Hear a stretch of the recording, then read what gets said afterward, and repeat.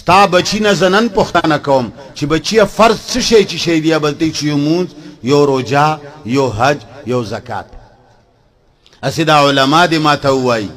بحیثیت ملا دې راته ووایي په اسلام کې صرف دا یو 5 څیزونه فرض دي نور فرایض نشته وی قرآن کې صرف دا فرض دی روجه فرض ده حج فرض ده منځ فرض ده زکات فرض ده چا ویلی دی چې دا صرف فرض دی داسې یو سړی په امت مسلمه کې وښایه چې یو څیز ته قرآن او حدیث فرض ویلي او امت مسلمه کې چا هم د هغې نه انکار کړي دا صرف او صرف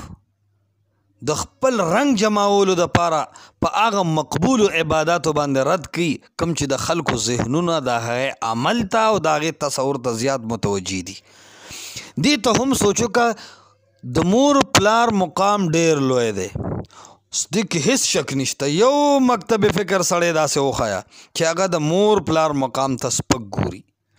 خو دومره ده چې دې نسبت ته هم سوچو که قرآن کې کوم سفاره داسې ده کوم صورت داسې ده چې هلته د مونځ تذکره نه وي مونځ اساس دی چې مونځ د مونځ شو د اهل سنت والجماعت د قرآن او د حدیث موافق مونځ شو د تمنا عمادي مونځ نه چې صرف 2 رکعاته کوه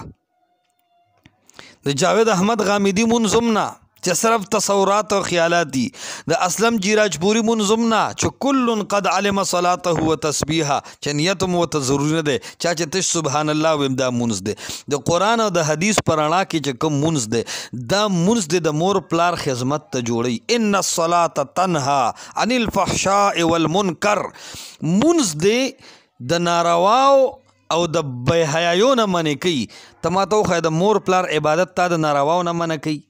د ګاونډي سره ښه معاملات ښه سلوک خو انګریزان هم کوي اتا د نارواو نه منع کوي د مور پلار عبادت د ګاونډي سره ښه سلوک د یتیم په سر لاس دا ټول هغه عبادت دي چې دې ته فطرت هم جوړیږي دا خو غیر مذهبه خلک هم کوي عبادات چې کوم د رب قانون دی د قرآن او د حدیث په شکل کې د مونځ دې ته مسلمان نه دی تیار مونځ د مونځ په شان نه شو مونځ ته تا 4 مذهبه راایستي دي د دې مونځ وهلو دپاره مونځ ته تا 1000 مفتابهي اقوال راایستي دي د دې مونځ وهلو دپاره د محمدي مونځ نه د اړولو دپاره تا 1000 چالونه جوړ کړي دي دومره چال دی د مونځ دشمنۍ ته جوړ کړی دی چې د محمد رسول الله وسلم حدیث منلو ته نه محتاج ولې دغه مونځ ته راکاږي او مونځ له ته نقشه بدلول غواړي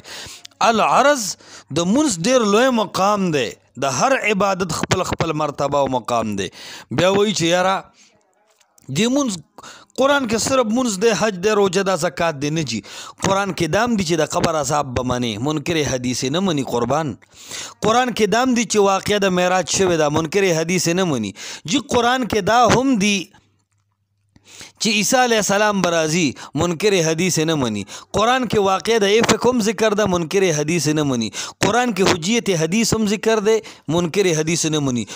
قرآن کې سحر مسله هم ذکر ده منکر حدیث منلو ته تیار نه دی قرآن کې د احادیثو د منلو د رسول الله د اطاعت مسله بار بار ذکر ده خو منکرین د احادیثو قرآن منلو ته تیار نه دي قرآن منلو ته تیار نه دي قرآن منلو ته تیار نه دي نو قرآن کې صرف منځ حج روجه زکات نه دی قرآن کې د منکرین حدیثو په هر هغه عقیده باندې رد دی